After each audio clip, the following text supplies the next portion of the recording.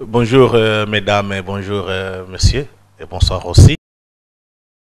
J'ai Thierry Michel que vous connaissez très bien, celui qui a fait beaucoup de films sur le Congo et sur les Zaïre. Rappelez-vous du Marshal Mobutu et celui qui a fait Congo River, il y en a beaucoup. En fait, c'est un des Belges qui défend encore le Congo et les Congolais à l'extérieur. Il donne notre image. Cette fois-ci, il a fait avec Colette Brackman un film sur Mukwege intitulé L'homme qui répare les femmes. Et dans ce film, Thierry va essayer de vous expliquer. Et c'est aussi une occasion que vous le suivez directement et que vous le dites aussi dans les potentiels parce qu'il y a eu des petits problèmes. Mais pour le moment, il est sur le plateau, donc il a Kinshasa. Bonsoir Thierry. Bonsoir Freddy, merci de l'invitation. Thierry, après avoir fait tourné beaucoup de films sur le Congo, Katanga Mining, Congo River, maintenant vous tournez avec Claude Brackman, l'homme qui répare les femmes, donc Mukwege. En fait, qu'est-ce qui vous pousse à réaliser des films sur le Congo? Bon, il y a plusieurs aspects. Il y a d'abord la passion du pays et des gens qui y habitent, la grandeur du pays qui est un continent qui est très diversifié. Il y a son histoire très tumultueuse, il y a ses personnages incroyables. J'ai fait un film, comme vous dites, sur le maréchal Mobutu, roi du Zaïre, mais j'en ai fait un sur l'irrésistible ascension de Moïse Katumbi, j'en ai fait un sur Chebeya, après son décès. Donc voilà, il y a des grands personnages ici, et que ça me passionne. L'histoire congolaise me passionne. Et je trouve qu'il y a une responsabilité aussi d'aller voir en Afrique aujourd'hui ce qui se passe, et dans ce cas-ci, d'aller à l'est du Congo, où il y a une guerre terrible. C'est presque de 2 décennies de massacres, et très peu médiatisée dans le monde. On parle tellement chez nous des guerres entre les Arabes, les musulmans, les chiites, les sunnites, mais on a une très faible connaissance de ce qui s'est passé. Mais même à Kinshasa, je pense que beaucoup de gens n'imaginent pas l'horreur, la tragédie qu'a vécu l'Est du Congo. Voilà, donc on voulait aller poser la caméra là-bas, on voulait aller voir ces femmes victimes de violences sexuelles avec extrême violence, mais qui aujourd'hui essayent de se reconstruire malgré ce qu'elles ont vécu. C'est un hommage à la femme congolaise. Et puis quand même, ici, quand on fait un film, il faut un décor. On a un magnifique décor, c'est le Kivu. C'est le paradis sur Terre. Il faut une dramaturgie, la guerre, tout ce que ça a entraîné aujourd'hui, et aujourd'hui la renaissance, la reconstruction. Et il faut des personnages. Eh bien, on avait un personnage principal extraordinaire, dont Hollywood fera sûrement un film un jour, qui pour moi est un des grands Africains, un de ces personnages qu'on peut compter sur les doigts de la main, comme il y a eu des Nelson Mandela, des Martin Luther King qui ont défendu les droits civiques aux États-Unis, Nelson Mandela qui a résisté à l'apartheid. Eh bien, ici au Congo, vous avez quelqu'un qui est reconnu par la communauté internationale aujourd'hui comme une conscience morale. C'est le docteur Denis Mukwege qui a consacré sa vie à réparer les femmes, à essayer de leur redonner non seulement physiquement, puisqu'elles avaient été blessées en leur intimité le plus personnelle, mais à essayer de les reconstruire psychologiquement et de leur donner aussi un soutien juridique. Et au-delà de ça, ce docteur a eu le courage de dénoncer le viol comme arme de guerre.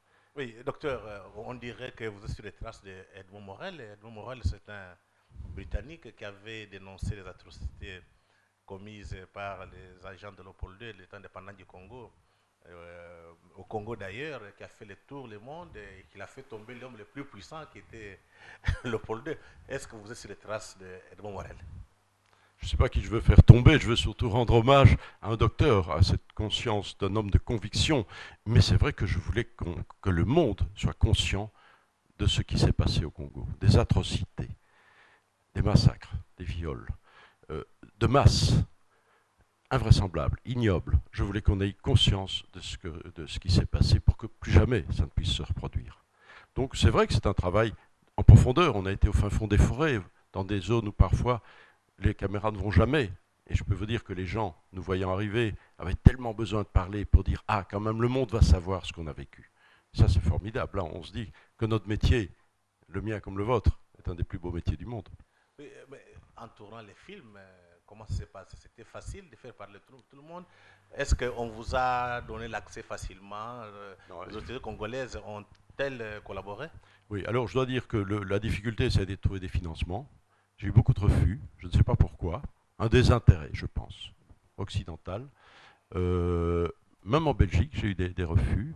C'était très difficile à convaincre de l'importance du sujet. Mais une fois qu'on était ici avec les autorisations de tout le monde, hein, de la sûreté militaire, la DGM, l'ANR, tout le monde, le gouvernorat, enfin, et évidemment le ministre de l'Information, on n'a eu absolument aucun problème. Ça, il faut dire que ce tournage, je pense que tous les Congolais souhaitaient qu'on raconte cette page de l'histoire, qui est une page de l'histoire trop méconnue, parfois même un peu tabou.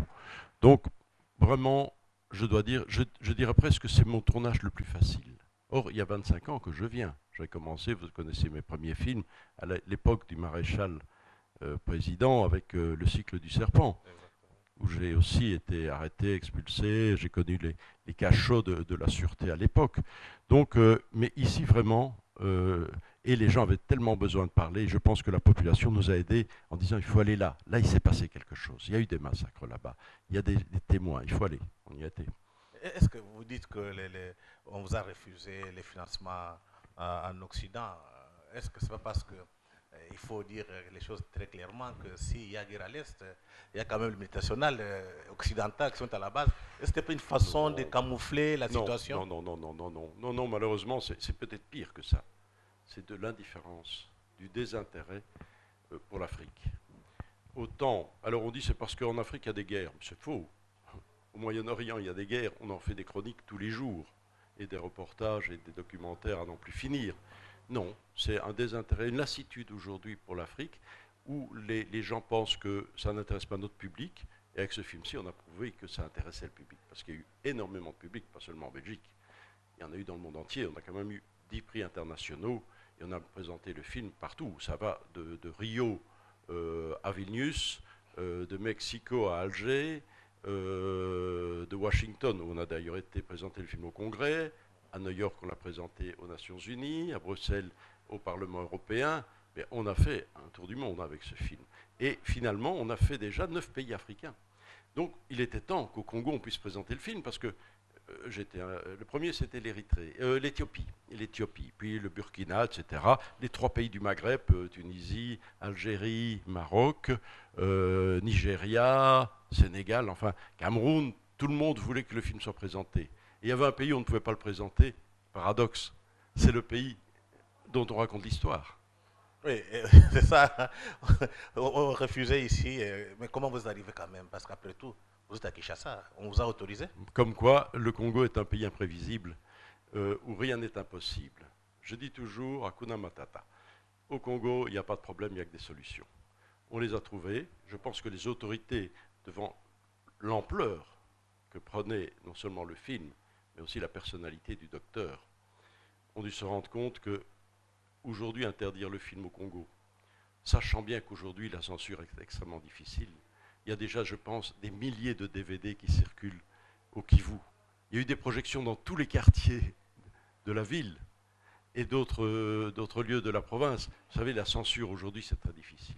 Donc à un moment donné, je pense qu'il vaut mieux libérer le film que de l'interdire. En plus, mais ça c'est aussi paradoxal, ouais. Quand vous interdisez un film, moi j'ai dit à un moment donné, vous savez, j'ai quand même eu un excellent attaché en communication, parce que c'est vrai que le ministre, que j'estime beaucoup, Lambert Mende, mais quand il a pris cette mesure provisoire d'interdiction, a donné une ampleur à l'intérêt, à la curiosité que suscitait ce film dans tous les pays africains, et je pense aussi au Congo. Oui, vous avez mis l'acteur principal, c'est Dr Mukwege. Est-ce que ça ne cache pas quelque chose derrière, hein, tous ces films-là avec derrière l'acteur, il y a une chose, l'acteur principal. Il y a une chose fondamentale derrière le docteur. Il est aujourd'hui, je dirais presque la première image récente de probité, d'intégrité, la conscience morale. Et où qu'on soit, j'ai présenté le film dans beaucoup de pays africains, il y a quand même des Africains qui ont cette exigence éthique. Et je pense donc que oui, derrière lui, il y a cette reconnaissance dans le monde, que ce soit en Europe, aux États-Unis et en Afrique, de dire là, il y a un homme qui a ses convictions, qui a du courage, qui a de l'humanisme, qui sacrifie sa vie à ses femmes et au risque de sa vie, parce qu'on a essayé de l'assassiner, et on a quand même tué un de ses plus proches collaborateur. Donc, oui, voilà, bien sûr que derrière lui, il y a un homme politique au Congo, d'envergure, et qui n'est pas un politicien. Il n'est pas un politicien, il n'a pas de parti, il n'a pas les moyens d'ailleurs de faire campagne électorale. Il est l'homme politique dans la valeur la plus sacrée de la politique, l'engagement pour la communauté, l'engagement pour son pays. Ça, c'est, voilà. À vous entendre parler, c'est comme si Mukwege a des ambitions politiques. Non, je vous le dis. En Je vous le dis pas. 2016, s'il y a élection, il sera candidat, on a l'impression. Non, il ne sera pas candidat. Il est une conscience politique.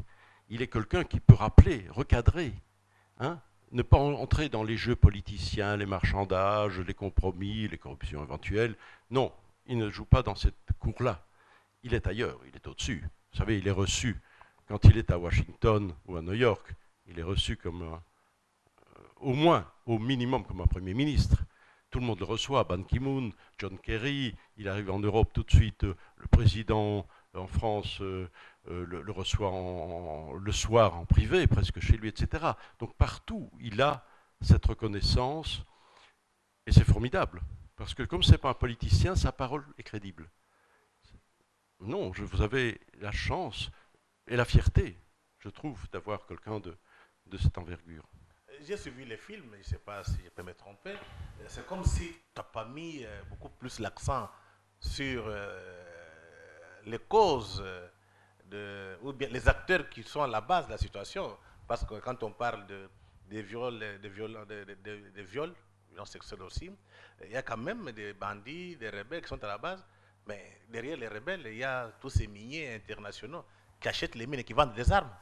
Mais dans les films, tu n'en as pas parlé beaucoup. Si, le docteur a une phrase extraordinaire quand il dit que le Congo est comme une bijouterie sans porte ni fenêtre et que tout le monde peut venir se servir.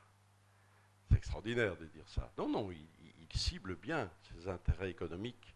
C'est d'ailleurs l'université en Belgique qui donne un cours magistral quand il reçoit l'honoris causa sur les causes économiques de ce qui s'est passé. Et c'est vrai qu'il y a un travail à faire aujourd'hui. Le film pose bien les questions et recontextualise ce qu'étaient les deux guerres. Maintenant, il y a eu des gens, et ce n'était pas nécessairement des voyous. Hein, ce n'était pas nécessairement des voyous. Il y avait des hauts gradés qui ont ou suscité ou couvert des actes ignobles, des massacres collectifs, des viols collectifs et publics, comme arme de destruction du corps de la femme, comme arme de guerre. Ils sont listés. De toute façon, il y a eu tellement... Les Nations Unies ont listé 615 actes d'atteinte graves aux droits de l'homme, aux droits humanitaires, aux droits de la guerre. Tout ça est listé, tout ça est d'ailleurs même sur Internet. Donc tout ça est connu. Ils ont même la liste de ceux qui en sont les investigateurs et qui un jour devront répondre de leurs actes. Donc voilà, le film pose la question, c'est la question que le docteur voulait poser prioritairement. Je ne veux pas continuer, dit-il, indéfiniment à soigner des femmes violées, parce que je commence maintenant à violer des jeunes filles qui sont des enfants de femmes qui ont été violées il y a 15 ans. Ça doit s'arrêter. Ça ne sert à rien de soigner les conséquences, il faut voir les responsabilités, les causes, et mettre fin à ça. C'est une question d'impunité. Donc il y a un travail énorme à faire à ce niveau-là. Il faut qu'une justice internationale, ou une justice congolaise mixte, par exemple, avec un soutien international, puisse aujourd'hui faire ce travail, non seulement de mémoire, mais de justice. Et vous savez, il y a des choses qui sont quand même étonnantes. Dans tout pays du monde, en France, on viole un enfant dans une école. Tous les élèves, les professeurs et le personnel ouvrier va devoir donner son ADN pour qu'on puisse identifier le violeur. Ici, c'est des dizaines de milliers de femmes qui ont été violées. Il n'y a pas de police scientifique qui prélève les ADN. Il n'y a pas de banque ADN où on pourrait lister, répertorier les violeurs, etc. Donc il y a un travail énorme à faire. Le travail d'indemnisation des victimes aussi, parce que même quand il y a procès, parce qu'il y a eu quelques procès, surtout des procès militaires, deux militaires d'ailleurs, de la police ou des forces armées congolaises, qui sont condamnés, mais ils sont condamnés à évidemment indemniser les victimes, mais ils sont insolvables.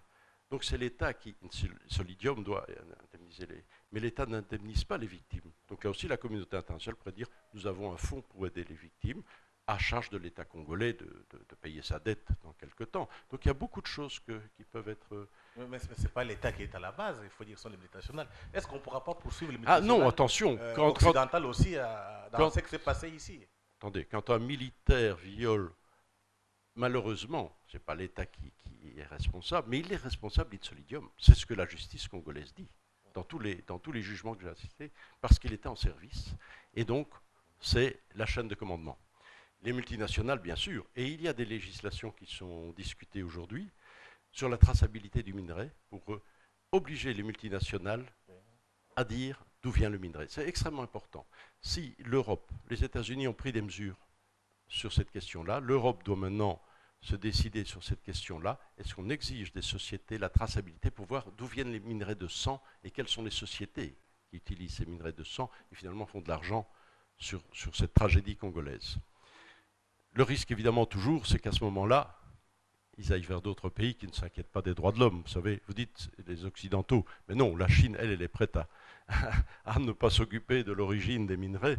Elle n'a pas cette conscience quand même minimale des droits de l'homme qu'on retrouve en Occident. Donc il y a d'autres pays, vous savez, l'Inde, etc. On peut citer beaucoup de pays qui, eux, diront, bah, nous, alors, nous, on prend le marché à la place des autres. Mais c'est vrai qu'il faut des règles internationales qui visent ceux qui sont en amont, qui profitent, en aval plutôt, qui profitent de cette situation. Est-ce que vous avez fait le tour de tout presque du monde? Est-ce que vous passerez aussi dans des pays tels que les Rwanda et l'Ouganda? Parce qu'ils sont concernés, les Burundi. Ah, c'est une très bonne question. Est-ce qu'ils vont inviter et projeter le film? Non, vous faites des démarches pour les projeter là-bas. Moi, je réponds en général aux invitations. Donc le film, il est totalement disponible. Tous les pays africains où il a été présenté, je n'ai pas été demandeur. C'est eux qui ont demandé à voir ce film. J'espère que ça pourra se faire, bien entendu. Au Rwanda, à mon avis, ça ne sera pas facile, mais ça serait très important que ça puisse être présenté. En tout cas, j'ai eu d'autres films qui ont été présentés au Rwanda. Donc en général, ça s'est fait. Mais c'est vrai que cette question de la guerre de l'Est est extrêmement sensible, puisque des citoyens rwandais, qu'ils soient FDLR, Hutu ou de tous les groupes Tutsi, M23, c'est bien juste, ont commis ces crimes. Voilà, donc c'est vrai qu'il y a une responsabilité aussi de pays limitrophes. Hein. Et d'ailleurs, il ne faut pas se voiler la face. À un moment donné, des forces étrangères ont occupé ce pays. Je pense que vous êtes d'accord. Oui, c'est d'accord. Mais en venant ici, vous avez comment rencontré des hommes politiques, des intellectuels et autres personnes. Quelle est votre impression pour ceux qui ont suivi les films? Qu'est-ce que vous raconte en suivant les films? Hier, ça a été très évident, puisque c'était la première projection avec la presse et des étudiants. Je pense l'émotion, la découverte de ce qui s'est passé, parce qu'une image remplace 1000 mots. Dire qu'il y a eu, 200 000 morts, 500 000 morts, c'est des chiffres. Être face là aux victimes, même un petit garçon qui a perdu son œil, dont les deux parents ont été assassinés, qui a la mâchoire cassée, etc., et qui ne va plus à l'école, on est devant la tragédie humaine. La révolte. Hier, beaucoup de gens ont parlé de leur révolte en voyant ce film. Le désir vraiment de faire que ça ne se produise plus. Et alors, accessoirement, à tous ces aspects, on va dire, plus sociaux et politiques, il y a quand même eu un super débat hier aussi sur la qualité du film et la beauté des paysages. Il faut toujours se dire, le Kivu est un paysage béni de Dieu, c'est un paradis sur terre. Et ce paradis a vécu des moments d'un véritable enfer. Et voilà, c'était le grenier à toute l'alimentation, les fruits, les légumes, le fromage, etc. Voilà, tout venait de là. Et aujourd'hui, des gens sont dans une misère incroyable parce qu'aller au champ, c'est la menace. La menace des groupes rebelles, la menace éventuellement aussi de militaires un peu désœuvrés. Et donc, on n'a plus pu assurer même l'autosubsistance. C'est tragique ce qui s'est passé. Donc voilà. Mais on sent bien que ce film va être pris en charge par la société congolaise et que surtout il y a un travail de mémoire. Je pense qu'un peuple sans mémoire et tous ces films, parce qu'il y a les livres aussi, hein, Colette Brackman a fait des livres, beaucoup d'autres ont fait des livres. Les livres, c'est la mémoire. C'est une mémoire qui touche les cercles intellectuels, donc très, très minoritaires. Un film a cette force de l'image et du récit et de la dramaturgie de pouvoir toucher tout le monde, de la personne la plus populaire au fin fond d'une... Vous savez, j'ai été présenter les films sur Mobutu dans des villages tellement lointains, où il n'y a évidemment pas d'électricité, même pas de connexion, etc. Et c'était une découverte extraordinaire. Je pense qu'un peuple sans mémoire est un peuple esclave. C'est un peuple qui vit dans la servitude. Et un peuple qui connaît son histoire et les expériences qu'elle a engendrées est un peuple mûr, mature, qui sait affronter et créer un futur, évidemment, un futur qui soit positif. Vous avez fait le tour en Amérique, en Europe. Quelle a été l'attitude des hommes d'État européens, belges, français, tout comme américains? En voyant les films, j'ai vu Hillary Clinton en train de donner un prix à Mukwege. Est-ce que la conscience était interpellée? Absolument. Il y a eu un débat avec le Congrès américain, avec le Parlement européen, avec les hommes d'État, et chaque fois ont été posées ces questions que vous venez de poser.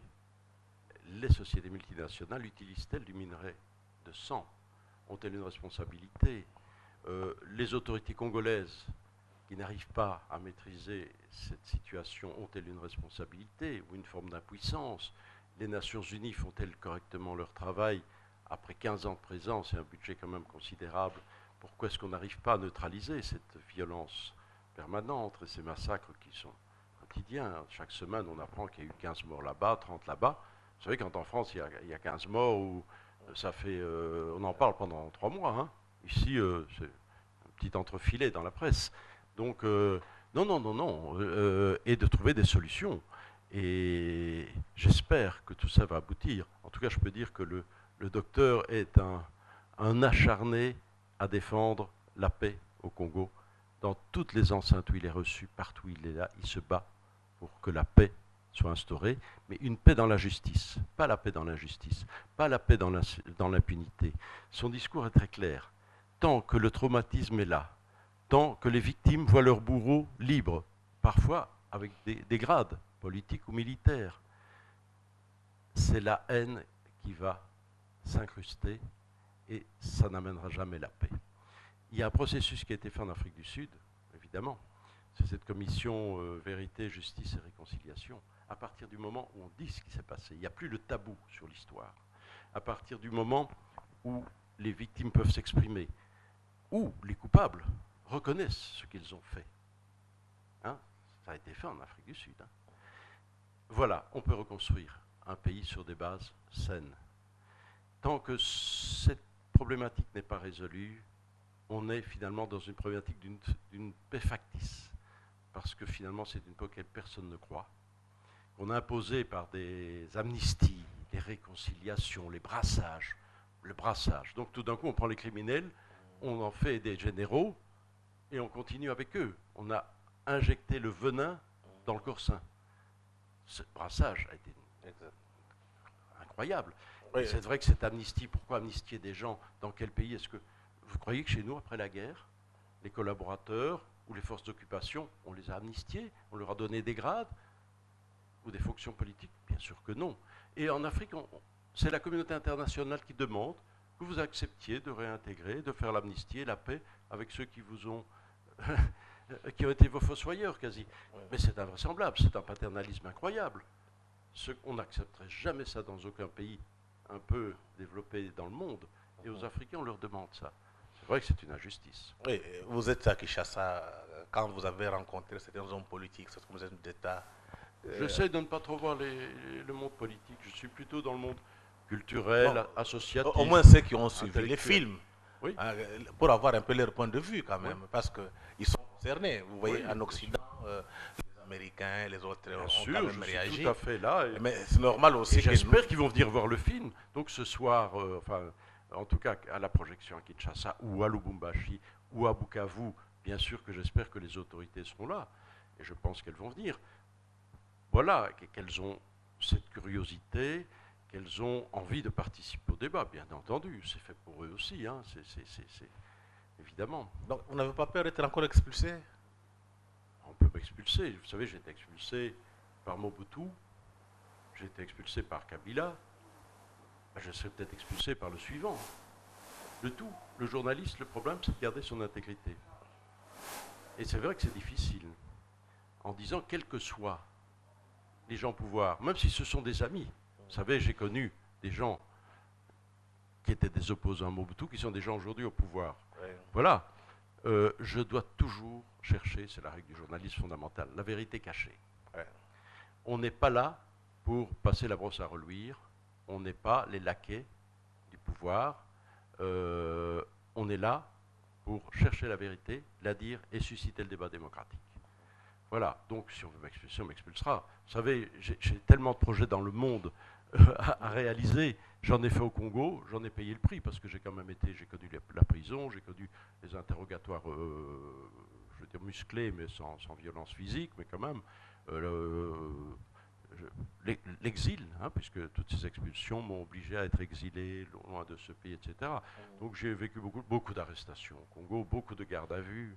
Donc, vous êtes un habitué. Oui, ça devient ma tasse de thé. Donc voilà, ça fait partie de la vie ici. On est une jeune démocratie et donc on sait bien que même Du si moins, vous savez, en général, les autorités de Kinshasa règlent la question. Mais quand on se trouve au fin fond du pays, il y a encore des pratiques. J'ai l'impression parfois que les petits chefs au fond des provinces, ils sont toujours à l'époque de Mobutu. Ils n'ont pas compris qu'il y a des partis, du pluralisme, une liberté de la presse, qu'on peut photographier, que ce n'est pas interdit, que ce n'est pas, on n'est pas un espion parce qu'on a un appareil photo, etc. Bon, ben, voilà, vous savez, les choses avancent. Hein. oui, oui, Thierry, vous êtes belge, vous travaillez sur le Congo, vous avez fait beaucoup de films. Est-ce que certains cinéastes congolais, ça n'a pas fait beaucoup de mal de voir qu'un blanc, un belge encore, travaille sur leur propre pays alors qu'ils ne travaillent pas? Alors, écoutez, je vais dire qu'il y a quand même des cinéastes congolais. On a vu le film Viva Riva et on a vu d'autres films de Mouedzé, etc.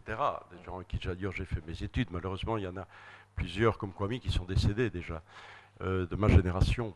Mais je suis bien d'accord avec vous. Mais maintenant, il y a une jeune génération qui commence à vraiment vouloir s'exprimer par l'image. Mais rien n'empêche. Et ne croyez pas qu'il y a une discrimination. Un projet, moi j'ai eu très difficile à faire passer ce projet. J'ai eu 5 refus au départ d'un seul partenaire. Et non, ça c'est difficile. Il y a aussi des fonds spécifiques pour les cinéastes africains. Dans beaucoup de pays, il y a beaucoup de fonds qui sont un bonus pour les films en Afrique. Donc maintenant, la question n'est pas financière. Je crois qu'il y a deux aspects. Un, il y a certains cinéastes congolais qui ont choisi l'exil dans la diaspora. J'ai moi-même, je ne vais pas dire des noms, mais formé des gens ici, croyant qu'ils allaient reprendre la main.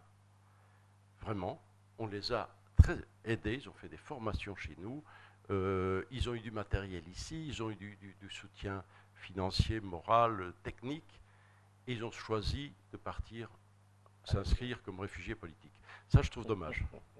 Je trouve qu'il faut vraiment travailler dans son pays. Donc ça, ils ont choisi une forme de confort. Bon, voilà. Et ils ont abandonné finalement leur talent, parce que, vous savez, en Europe, il y a déjà beaucoup de cinéastes, donc c'est difficile de faire sa place. Alors qu'ici, ils avaient une place. Exactement. Bon, donc je pense que, est-ce qu'il y a beaucoup de cinéastes, à part la jeune génération, de ma génération, des gens installés qui ont fait des bonnes études, qui vivent ici? Déjà, c'est une question qui peut se poser. Voilà. L'autre chose, des fonds, ils les auront. Mais l'autre chose, c'est parfois, et malheureusement, le regard extérieur permet parfois de voir des choses qu'on ne voit pas. Ce qui serait intéressant, c'est que les Belges viennent voir les luttes ethniques entre les Flamands et les Wallons en Belgique. Oui. Mais vous savez, ça j'ai rencontré dans mes équipes, que souvent je devais changer d'assistant suivant où j'allais. Et quand j'ai fait Congo River, j'ai dû prendre 7 assistants, parce qu'on me dit, hey, tu vas passer du RCD Goma là, à la zone de Bemba, tu ne vas pas venir avec un gars qui vient de l'autre région, qui est de l'autre ethnie, qui parle l'autre langue et tout ça. Donc tout d'un coup, il y avait cette forme d'ethnicisation congolaise qui fait que trouver un Congolais qui aurait pu aller partout sans qu'on l'arrête, sans qu'on l'embête, sans qu'on le menace, c'était pas facile. Donc je pense que la situation est difficile pour les cinéastes congolais de trouver des gens qui n'auront pas les problèmes, parce que c'est vrai qu'être blanc, malheureusement, c'est injuste. Oui. C'est injuste, est une forme de protection. Je vous rappelle une chose. Quand Ghislaine Dupont, qui était une fameuse journaliste Ouais. des RFI, qui est venue au Congo, qui a été expulsée d'ailleurs du Congo, est décédée parce que, comme journaliste, elle a été tuée au Mali. Certains ont dit, ah ben, vous voyez, chez nous, on ne tue pas les journalistes. Ah ben si, justement, on ne tue pas les journalistes blancs. On tue les Noirs. On tue les Noirs. Il y en a eu 10. Au moins, les Blancs sont protégés. Depuis les élections donc en 2006, il y en a eu 10. Vous en connaissez quelques-uns, c'était sans doute des amis, comme Serge Fréchet et d'autres. Hein. 10 journalistes ont payé de leur vie, leur engagement au service de la vérité. Exact. C'est terrible. C'est la même chose pour un cinéaste. Hein. Il ne faut D'accord. pas croire que le cinéaste, lui, pourra faire... voilà. Et c'est vrai que... Mais je trouve que les cinéastes congolais devraient venir filmer chez nous pour montrer nos querelles intestines ou bien nos personnalités brillantes. L'image. Parce que quand on est extérieur, on devient anthropologue. Exact. Et on voit des choses qu'on ne voit jamais quand on est dans son propre pays. Exact. Oui, Thierry, mais nous sommes à la fin de notre entretien. Quel est le prochain film? Eh bien, j'ai décidé de... Vous savez, j'ai un certain âge. Hein, et donc, je n'arrête pas le cinéma, Ouais. je vous rassure. Et je suis toujours professeur de cinéma, mais je suis quand même retraité, comme on le dit chez nous. Et pour le moment, je fais 2 films de proximité dans ma région, dans ma ville. Charleroi. À Liège. À Liège, oui. À Liège. Un film sur des enfants. Je suis une classe d'enfants de 11-12 ans dans une commune ouvrière ex-cité minière. Et tenez-vous bien, dans cette classe, il y a un seul Belge. Ce sont tous des enfants d'immigration. Donc c'est un film sur l'immigration vu à travers le regard des enfants qui sont là à un moment charnière de leur vie, terminent l'école primaire, ils vont aller vers la grande école, ils ont leur culture importée familiale, il y a la culture occidentale, et doivent se fabriquer un destin, un avenir. Voilà, je trouve ça formidable. C'est une petite histoire, mais je trouve que c'est très humaniste. Et je fais un autre grand film là, sur la sidérurgie chez nous, qui malheureusement a fermé ses portes. On a arrêté les 2 fours sidérurgiques à Liège. Donc c'est des milliers de travailleurs qui se retrouvent au chômage. Et je veux rendre hommage à toute cette grande épopée industrielle qui a fait 200 ans et qui a créé la richesse en Belgique. Mais c'est vrai que de cette richesse historique, on passe aujourd'hui malheureusement dans certaines couches de la population à une misère qui ne dit pas son nom et que vous ne pouvez imaginer. Et que les Congolais doivent savoir. Parce que ces jeunes Belges qui ne trouvent pas de travail et qui sont acculés à un chômage, parfois ils sont des fils de chômeurs qui sont les mêmes chômeurs, il faut savoir que ce n'est pas tout à fait l'Eldorado de venir en Belgique. En tout cas, merci beaucoup Thierry Michel. Nous espérons que prochainement, on va encore vous recevoir sur ces plateaux. Quand vous voulez. Avec le potentiel, courage, tenez bon. Tant que j'ai un visage, je viendrai vous voir. Okay. Merci beaucoup, Thierry. Bonsoir, messieurs et madame. Nous sommes arrivés à la fin de notre entretien avec Thierry Michel. Nous pensons qu'il passera encore de temps en temps ici. Dès qu'on a l'occasion, on va lui faire parler. Une fois de plus, merci et bonsoir.